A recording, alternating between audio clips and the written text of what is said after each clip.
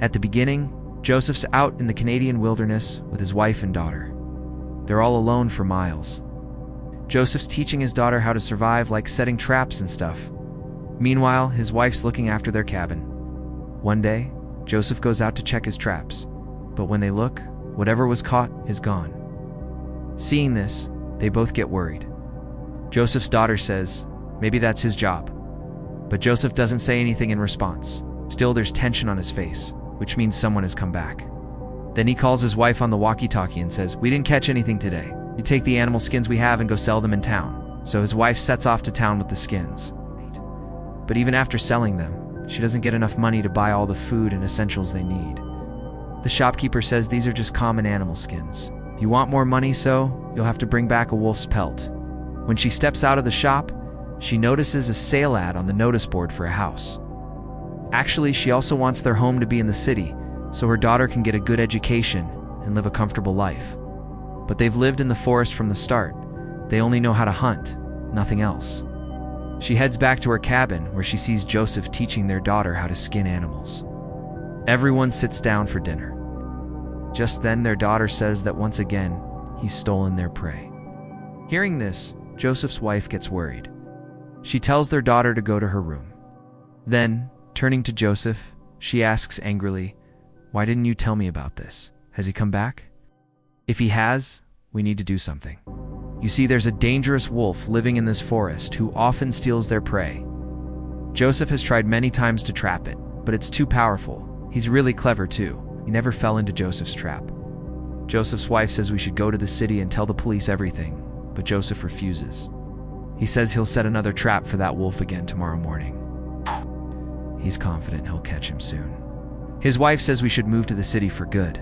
She'll get a job there so that our daughter and all of us can have a better life. Joseph says we've spent our whole lives just hunting. We don't know anything beyond hunting. I don't know anything. The next morning, when Joseph is about to set traps to catch the wolf, his daughter says she wants to come along. Joseph tells her it's dangerous and he doesn't want to take her into the forest, but when she insists, he ends up taking her with him. A little later, when his wife wakes up, she sees that Joseph has taken their daughter with him. She calls Joseph on the walkie-talkie, really upset about it. Joseph says that if he suspects there are wolves nearby, so I will send our daughter back. Now Joseph has set traps in the forest. Just then, he spots wolf paw prints nearby. He realizes there's danger around, gives his daughter a rifle, and tells her go back to the cabin. If you come across anything dangerous on the way, shoot it with this rifle. As she's heading back to the cabin, she starts hearing weird noises. She runs and hides behind a rock. Meanwhile, Joseph's wife is shown going to fetch water. She feels like someone is following her. She quickly goes back to the cabin. Joseph hides somewhere waiting for the wolf, and then he spots it. He shoots at it from his hiding spot. The sound of the gunshot is heard by his daughter too. She realizes her dad is nearby, so she heads toward her cabin. Meanwhile, Joseph thinks he's killed the wolves. But when he goes to where he's shot, there's no one there, only bloodstains. He then moves forward. He sees a bunch of dead female bodies ahead. He realizes that besides the wolf, there's someone else who killed all of them. Because this isn't the work of just that dangerous wolf. He gets really worried about his wife and daughter. Actually, this killer is not only a psycho, but also performing some kind of ritual. That's why he's killed so many innocent girls. When Joseph gets home, he doesn't tell his wife and daughter about it because he doesn't want to scare them. He just says, "Today, the wolf got away from his hands. But tomorrow I'll go back to the forest to kill it." The next day, he heads back into the forest again. But this time, he's not there to kill the wolfies after that killer, because that guy is even more dangerous than the wolf. Meanwhile, we see Joseph's wife and daughter by the river. Joseph's daughter notices their dog hasn't been with them for a while, and she loves that dog a lot. She wants to go into the forest to look for it. But then right in front of her, a sheep appears. Joseph's wife and daughter get scared. But then she remembers that Joseph had told her to shout loudly whenever an animal comes near. The animal will get scared and run away. So, she starts shouting at the top of her lungs, and the wolf runs off. After that, they both run back to their cabin. Their dog isn't there either. Joseph's wife takes a rifle and goes out to look for their dog. She finds him, but he's already dead. The wolf had killed him.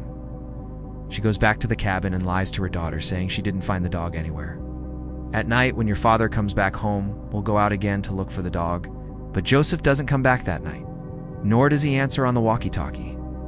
This really worries Joseph's wife.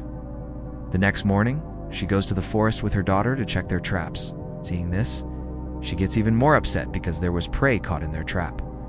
But the wolf took both the prey and the trap with it.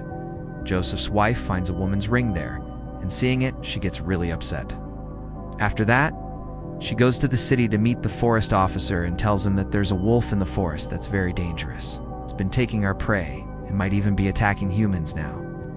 But the forest officer says the forest is meant for wolves. They hunt there, and anyway, that area isn't under our jurisdiction. She realizes she won't get any help from here. Meanwhile, in the forest, we find out that the same department's other forest officers are seen carrying the dead bear's body with them. Then, they spot another vehicle nearby, but no one is inside. They wonder what this car is doing in the middle of the forest. They can't make sense of it, so they avoid it and leave. Joseph's wife returns to her cabin. She and their daughter are really worried about Joseph because this is the second night, and he still hasn't come back. Both of them go to sleep, and just then, they hear strange noises from outside. You hear those voices, and when they go outside with the rifle, they find a man badly injured. They bring him into their cabin, but he loses consciousness because of his wounds. The next morning, Joseph's daughter goes to him, and that's when he wakes up. She runs back to her mom and tells her he's awake. Joseph's wife goes over to the man, sees deep wounds on his leg, and bandages them. She also gives him some water. Joseph's daughter is suspicious of the man, especially since it's so late at night. What was this man doing in the forest? She goes to her mom and says that Dad told us never to trust any stranger. Her mom replies that he was injured. If we hadn't helped him, he would have died. And if your dad were here, he'd do the same. The man's wounds are really deep. He faints again. After 2 days, he wakes up and tells Joseph's wife his name is Lou, and says he's a professional wildlife photographer who goes to different forests to take pictures. I was on my way, but this time my vehicle broke down, which got me stuck in the forest. Then, an animal, probably a wolf, attacked me. I got badly hurt. That's when I saw your cabin, so I headed that way. Meanwhile, the forest officers spot the same vehicle in the forest again. It turns out the vehicle belongs to Lou. Several days pass. Lou has gotten better than before, but Joseph still hasn't returned. His wife and daughter set different kinds of traps every day to catch the wolf in the forest. They set up traps, but the wolf didn't fall for them. On the other hand, we see a forest officer who's really worried because a bunch of girls have gone missing from the forest in the past few days. So, the forest officer decides to go into the forest himself to investigate. But when he's there, he accidentally steps into a bear trap that Joseph had set. The trap is so heavy and strong that he can't handle the pain. As he tries to free himself, when he tries, his hand gets caught in another trap. The next day, the female forest officer comes to her office and finds out that the forest officer who went into the jungle the day before hasn't returned home because his wife left a voicemail. After that, she sets out towards the forest to look for her colleague, the missing forest officer. Meanwhile, Joseph's wife is really worried since he hasn't come back for a week. She goes into the jungle to search for Joseph and doesn't get very far before after that, she finds Joseph. But it's Joseph's dead body, and seeing it completely breaks her. She realizes that Joseph wasn't killed by a wolf or any animal, but by a person, and that person is Lou, who's currently in her cabin. Her daughter is there too, so she starts running towards the cabin to save her. Meanwhile, we see the female forest officer who reaches Lou's vehicle in the forest. Nearby, the forest officer is badly caught in a bear trap. She realizes that someone is nearby. That's why he shoots his gun. His colleague quickly reaches him and calls for help. Meanwhile, we see Joseph's wife arriving home with her rifle. She notices her daughter sleeping and then moves forward to kill Lou. By now, Lou realizes that Joseph's wife knows everything, so he attacks her from behind. They start struggling when suddenly a gunshot rings out, waking Joseph's daughter. But before she could help her mom, Joseph's wife gets knocked out by Lou. Meanwhile, in the forest, the rescue team and police have arrived to save the forest officer. But he had lost too much blood and died. Nearby, they find more bloodstains. Back at the house, Lou is shown in front of Joseph's wife, who has now regained consciousness. He asks her for the car keys. She asks, "Where's my daughter?" But Lou doesn't answer. Actually, Lou is the psycho who. He killed a lot of women in the forest. Joseph found out about it. Joseph even reached him. But before Joseph could kill him, he killed Joseph first. Still, as he was dying, Joseph seriously wounded him. And Joseph's wife is heartbroken because the person who killed her husband was actually helped by him. And now their daughter's life is in danger too. Lou says, "If your husband hadn't gotten in the way of my work, I would never have killed him. He found out the truth about me, just like you have. That's why now I can't let you live." But before he could kill her, she sees a trap nearby. She grabs the trap and slams it onto his face, trapping him inside it. She attacks Lou again, knocking him out, and then goes inside to find her daughter. She finds her daughter, but Lou had already killed her, losing her mind. She hangs Lou from the ceiling like an animal with a rope and starts flaying his skin with her tools. She takes it. By now, the police have arrived here, following the trail of blood. But it doesn't matter because Joseph's wife has already avenged the deaths of her husband and daughter.